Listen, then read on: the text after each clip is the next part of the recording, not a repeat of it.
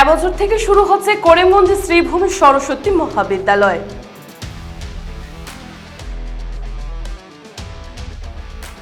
বিদ্যা ভারতী পরিচালিত সরস্বতী বিদ্যা নিকেতনে বরাবরই উন্নত শিক্ষাদানের পাশাপাশি ভারতীয় সংস্কৃতি ঐতিহ্য বাঁচিয়ে রাখার প্রয়াস চালিয়ে আসছে। করিমগঞ্জের সরস্বতী বিদ্যা নিকেতন এবার মহাবিদ্যালয়ে উন্নীত হতে যাচ্ছে। এবছর থেকে চালু হচ্ছে শ্রীভূমি সরস্বতী মহাবিদ্যালয়। লক্ষ্মীবাজার রোডে আপাতত ডিগ্রি ক্লাস শুরু হবে।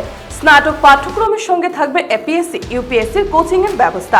আজ সাংবাদিক সম্মেলন ডেকে ডিগ্রি কলেজের পাঠ্যক্রম এবং ভর্তি প্রক্রিয়ার বিষয়গুলো তুলে ধরে সরস্বতী বিদ্যা নিকেতন ও শ্রীভূমি সরস্বতী মহাবিদ্যালয় পরিচালন সমিতির কর্মকর্তারা। সেন্ট্রাল পোর্টাল আপনারা জানেন হয়তো, central university education entrance test CET, এই পরীক্ষাটা এই গত দুদিন থেকেই হচ্ছে, দুদিন বা 3 দিন ছিল আমি এক্সাক্টলি। তো এই পরীক্ষার মাধ্যমে সবাই আজকে প্রান্তে হচ্ছে না, তো এই পরীক্ষার মাধ্যমে সবাই অ্যাডমিশন নিতে হবে।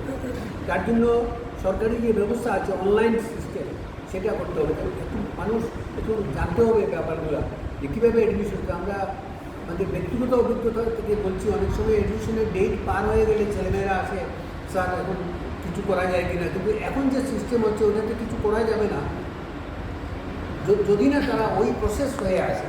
তো প্রসেস হচ্ছে একটা ওই এন্ট্রান্স পরীক্ষা দিতে হবে। আর দ্বিতীয় প্রসেস হচ্ছে ওই স্মার্ট পোর্টাল যেটা আছে, সেই পোর্টালে ওদের অ্যাপ্লাই করতে হবে কলেজে ভর্তির জন্য। যে 4 year integrated 4 year course under degree program যেটা হচ্ছে, এটা এনইপি আধারে হচ্ছে। সুতরাং আমাদের এই বিদ্যালয়ের একটা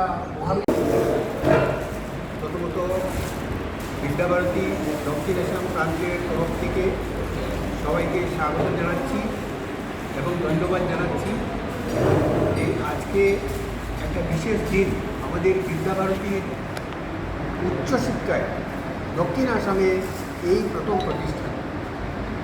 আমরা সর্বভারতীয় স্তরে প্রায় 30,000-এর উপর বিদ্যালয় আছে,